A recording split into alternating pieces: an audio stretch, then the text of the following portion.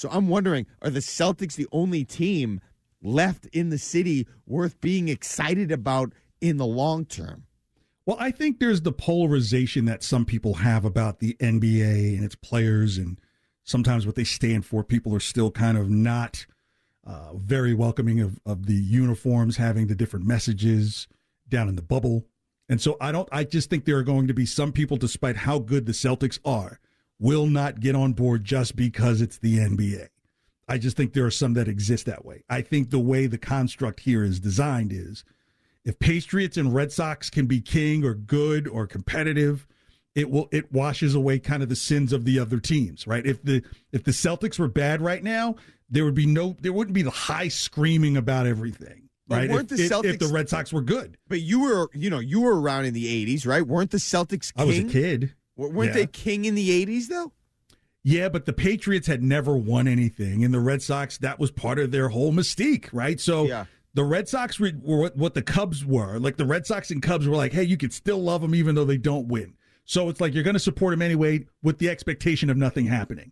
And with the NBA was changing a lot at that time. That's why I think that the show Winning Time about the Lakers, I mean, it's not even about like Lakers versus Celtics as much as it is understanding where the NBA was at that time.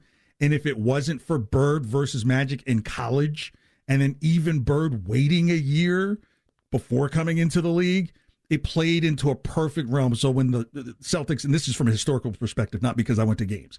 So by the Lakers winning it in 80, right, and the Celtics winning it in 81, the league could say, okay, we now have something to build off of. Jordan's coming in 5 years. Barkley's coming in 5 years. Robinson. So by the time you get to Dream Team to speed up the process, it goes back to that centrifuge of Bird and Magic. That's why I say those two are the most important to the history of the NBA, because the NBA would have been shut off. It was almost a bankrupt league. But now what the NBA represents to some people is international. People mix politics in there with them about players and stuff like that.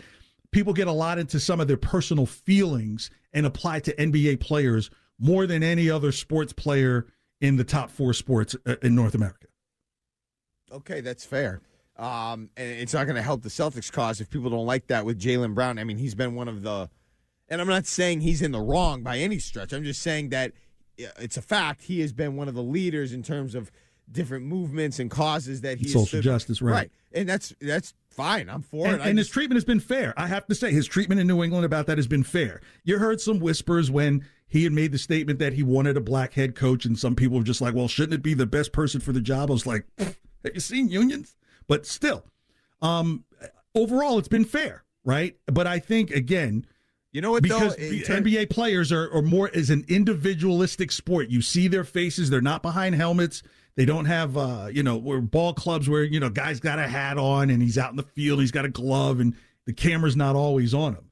So there's just something about the NBA that does to some fans. They're just kind of like, I don't want to, I'm sick of that. Ennis Cantor's a great example of it, right? Yeah. What career did he really have here with the Celtics until he started running his mouth about LeBron and Michael Jordan and saying that Michael Jordan has never been for the black community and all that stuff? You knew that all he was just doing was practicing to try and get a job in media, and you can do that in the NBA. Nobody's running around like that in the NFL about other NFL players or about other hockey players or about other baseball players. Yeah. Some people, though, they just don't want to hear. I mean, they just don't want to be, they don't want to have causes shoved down their throat. They want to just enjoy the basketball. Well, some people say we can turn the channel. Yeah.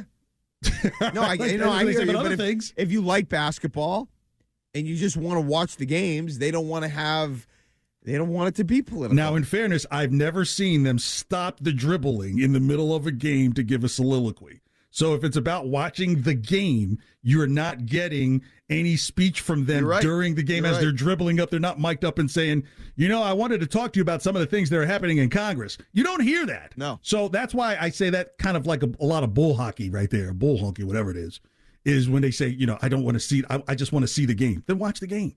Right. They don't say it when they're dribbling.